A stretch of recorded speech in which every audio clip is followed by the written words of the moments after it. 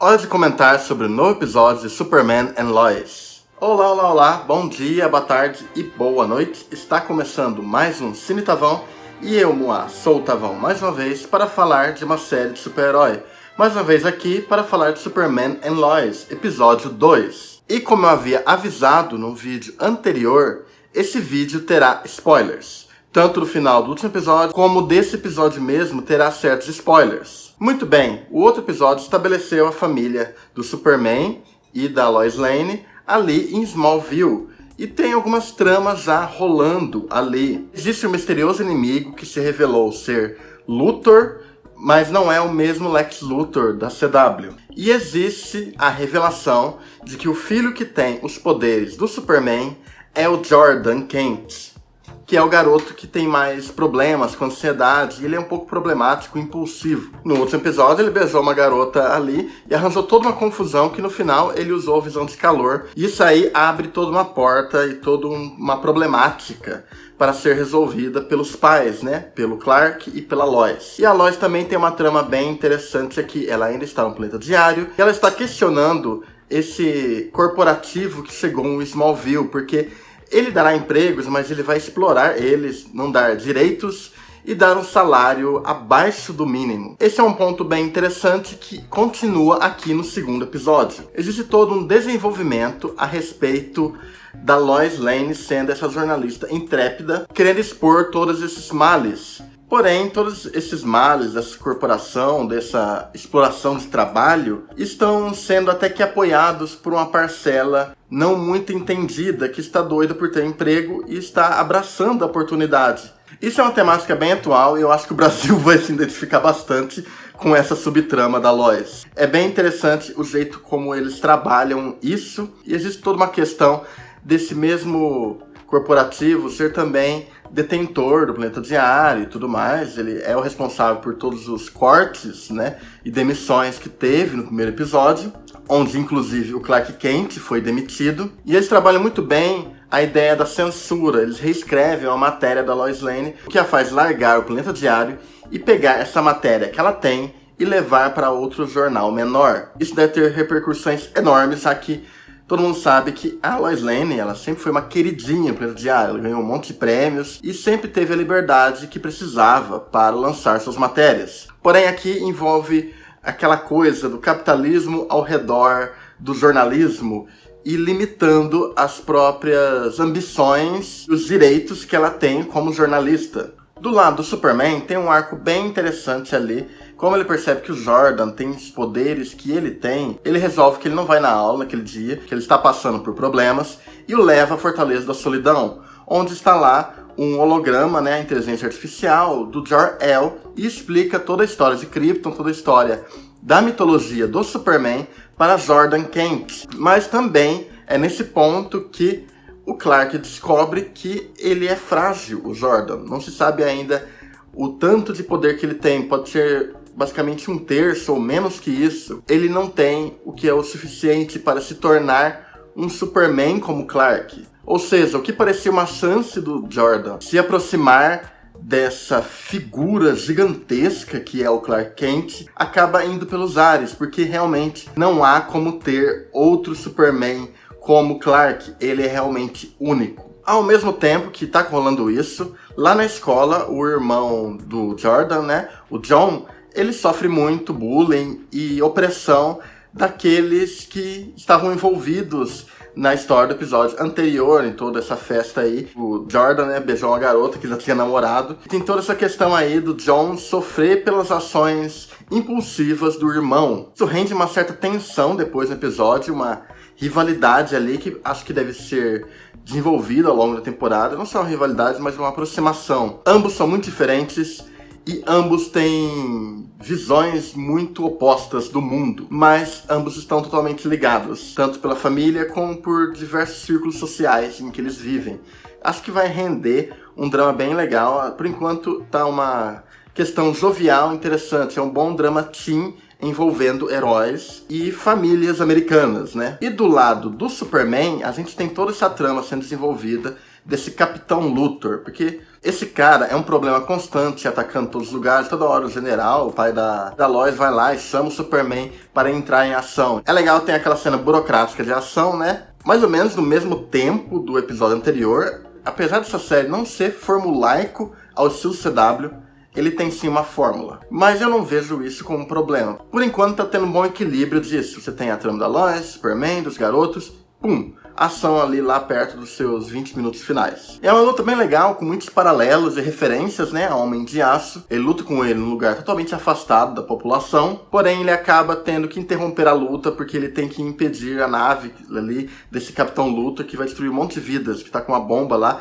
É bem legal toda essa sequência de ação e tá me lembrando muito como é acompanhar um gibi do Superman, essa série. Ela tem um climão ali onde você tem a política, você tem o drama de família ali do Superman, da Lois, dos filhos, e você tem a ação ali para proteger as pessoas. Superman, como sempre, reage como é o esperado, e é bem legal, tem um certo otimismo acompanhado de uma ação megalomaníaca, né? Ainda é cedo para dizer isso, mas eu diria que tem uma pitadinha daquela Superman série animada com um conteúdo bem grande ali de Homem de Aço e Lois and Clark. Além da clara inspiração nas HQs do Peter Tomasi. Tem uma forte carga dessas histórias em relação a trabalhar o Superman com a figura protetora, ao mesmo tempo que ele é uma inspiração ali para seu filho e para todo mundo. Aqui eles só dobraram o número de filhos, né?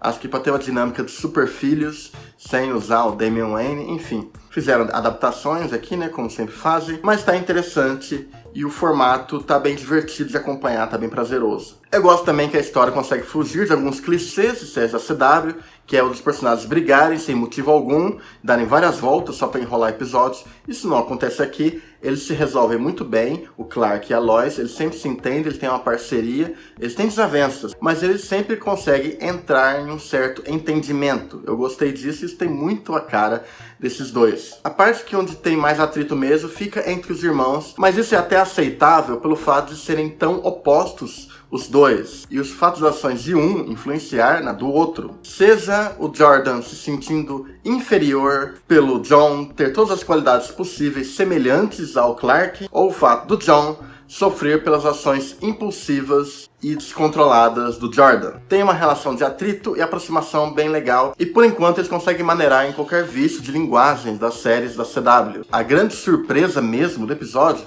fica para o final, é onde eles guardam aí esse certo conflito que se resolve um pouco aí da família, é onde a Lois Lane ela é demitida e vai buscar outro jornal para contar a verdade para as pessoas, impedir que mais injustiças aconteçam com milhares de trabalhadores que estão ali em Smallville. Então dá para se dizer que essa Lois Lane é anticapitalista. Tô contigo, Lois. E a outra grande surpresa, é a maior de todas, né? É que ocorre todo um incidente ali que destrói a armadura do Capitão Luthor. Ela é enviada como se fosse um robô e tal. Clark destrói ela, ele espera achar ali a identidade de quem tá lá, mas é só a carcaça. Então a gente vê depois uma cena onde tem ali esse Capitão Luthor conversando ali com a inteligência artificial, né? Esse assistente que ele tem na nave. Isso, aliás, me deu alguns paralelos com a primeira temporada do Flash, do Harrison Wells. Acho que esse é o modelo mais próximo do CW que eu já vi nesse show. Isso está virando semente um conflito que deve ser desenvolvido ao redor da temporada. E é bem interessante que essa inteligência fala que vai demorar para criar outra armadura. Ele está sem recursos, né? Sem kryptonita e tudo mais. E aí essa assistente, né, do Capitão Luthor fala que esse não parece o mesmo Kal-El que ele encontrou no mundo dele. É quando vemos flashes do mundo dele, de um momento ali, de um Kal-El maligno, né, opressor, usando o uniforme preto. Aí vem a grande questão, é uma referência ao Snyder? Ou é uma referência ao Elseworlds? Eu acho que eles pegaram aquele elemento do Elseworlds, aquele Superman maligno, e mostraram que ele continuou existindo em um outro mundo, está sendo revelado agora. Provavelmente ainda tem multiverso, toda essa parada aí, ainda vão ter novos mundos e tal. Então, muitos mistérios, não dá pra saber.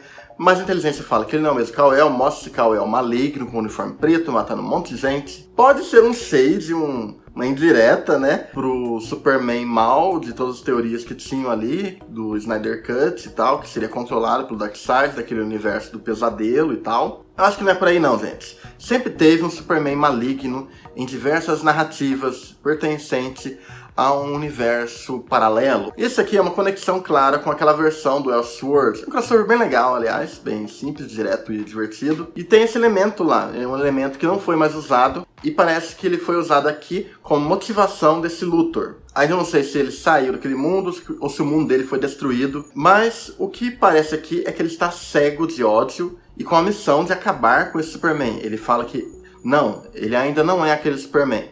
Ainda não. Tipo, ele tá crente que o Superman do Tyler vai virar um vilão lá pra frente da história. Que não deve rolar, isso aí é só ele com uma mente totalmente distorcida de um mundo cagado, provavelmente. Então temos aqui mais um episódio bem divertido, com o mesmo clima do anterior aqui, com menos tempo, ele é mais direto, né? Já que não é estreia, não tem 1 hora de duração, ele tem bem menos que isso. Mas é divertido, tem um drama juvenil ali bem desenvolvido, tá em equilíbrio ali com o núcleo da Lois, essa parte política e tal, essas coisas de corporações, e esse perigo eminente do Superman com esse Capitão Luthor. Por enquanto ninguém sabe que ele é o Capitão Luthor, só a gente mesmo, o público, mas eu acho que tá desenvolvendo bem, até aqui tá equilibrado todos os núcleos, todos os elementos, tem sempre o tempinho do drama, tem um pouquinho de humor aqui e ali, tá tudo muito bem dividido, esse mistério tá bem instigante e tal, eu tô gostando bastante e tem uma cena burocrática, né, de ação, mas por enquanto tá funcionando dentro da narrativa da história. Não tá se tornando nada forçado ou jogado ali,